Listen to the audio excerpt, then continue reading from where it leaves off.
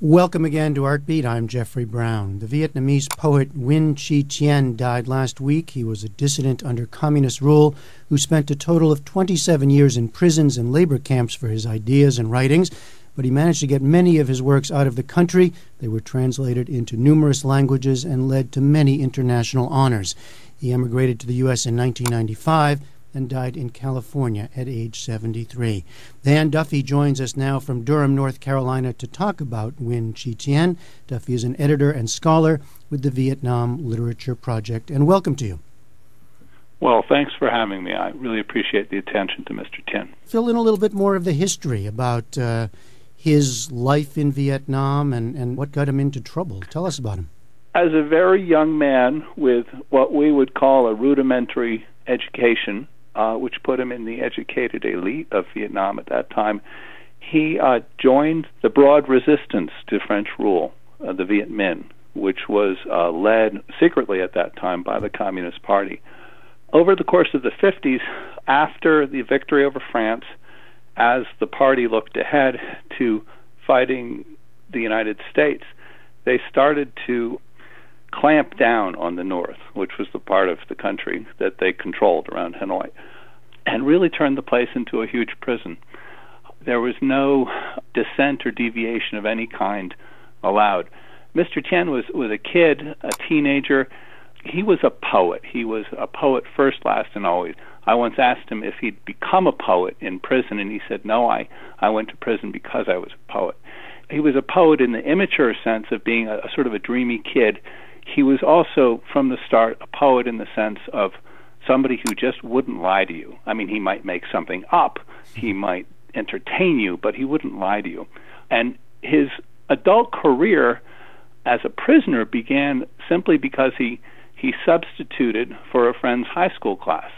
And that day, the Soviet textbook was about how the Soviet Union had defeated the Japanese Empire. And he just looked at the class and said, that's ridiculous. The United States dropped atomic bombs on Hiroshima and Nagasaki. Everybody knows that. Mm-hmm. And in he went. And it wasn't a very long sentence at first. And he never really did anything huge, but he just kept doing that. Every time they'd let him out, every time they'd look at him, he would tell them the truth. Or he'd make some funny little poem about what they were doing. And back in he'd go. Well, you said he was always a writer. What was he writing about? He was composing, actually, is the better word. There'd been a very strong resistance culture to French rule, which involved underground newspapers and underground novels. The prisons themselves under French rule were kinds of universities for revolutionaries. When the party came to power, they saw to it that nothing more like that would ever happen again. So paper, pencil, typewriters, God knows, printing plants were under extraordinary control. So Thien's career as a poet for most of his life was oral and in his head. He would recite poems to his friends. In Vietnam, especially at that time, this was a more powerful publication technique than it sounds like. People were still reciting poems to one another about events, ballads, that sort of thing. Some of his arrests were for exactly that, for reciting poems at the workplace that made fun of the authorities. There was one you suggested reading for us. It's called My Verses from 1969. Read that one for us, if you would, and tell us about it. Sure.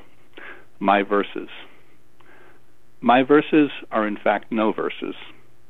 They are simply life sobbings, dark prison cells opening and shutting, the dry cough of two caving-in lungs, the sound of earth coming down to buried dreams, the exhumation sound of hose bringing up memories, the chattering of teeth in cold and misery, the aimless contractions of an empty stomach, the hopeless beat of a dying heart, impotence's voice in the midst of collapsing earth.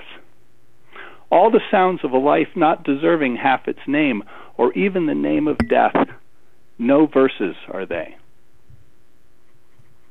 He has several poems like this, and they're kind of about that dreamy kid who found himself a professional prisoner because he couldn't help but express himself. And they're about becoming a very different kind of poet. He spoke of his youth as wanting to tell stories from the Vietnamese past, to talk about kings and queens and princes.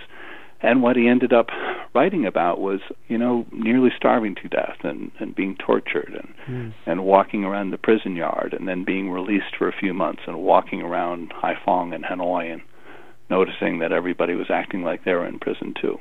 Just to sum up, I guess, how do you see his legacy as a writer and as a figure in this modern day drama in Vietnam? Among Vietnamese people, he was barred from reaching a mass audience there, and that will continue to be a problem in his own reception. He did jump out from obscurity, from a prison cell, to the Vietnamese diaspora. Every literate Vietnamese around the world knows who he is. Nobody can predict the future. My best wish for Thien, and it's what he would want, is that out of the several hundred poems that he left, that his extraordinary career got into print and into libraries and into people's hands, that a few of them will continue to be admired and memorized and recited by Vietnamese for the beauty of their language. And that's what he really wanted. All the politics and the prisons, being a refugee, it's something he just kind of walked into. It was his fate. But what he really wanted to do was to compose beautiful poems. He did that, and I hope that his extraordinary public career will sort of propel some of that work forward to readers downstream. All right, the life and work of Nguyen Chi Thien, Dan Duffy, joining us from Durham, North Carolina. Thanks so much. You are welcome. And thank you for joining us again on Artbeat. I'm Jeffrey Brown.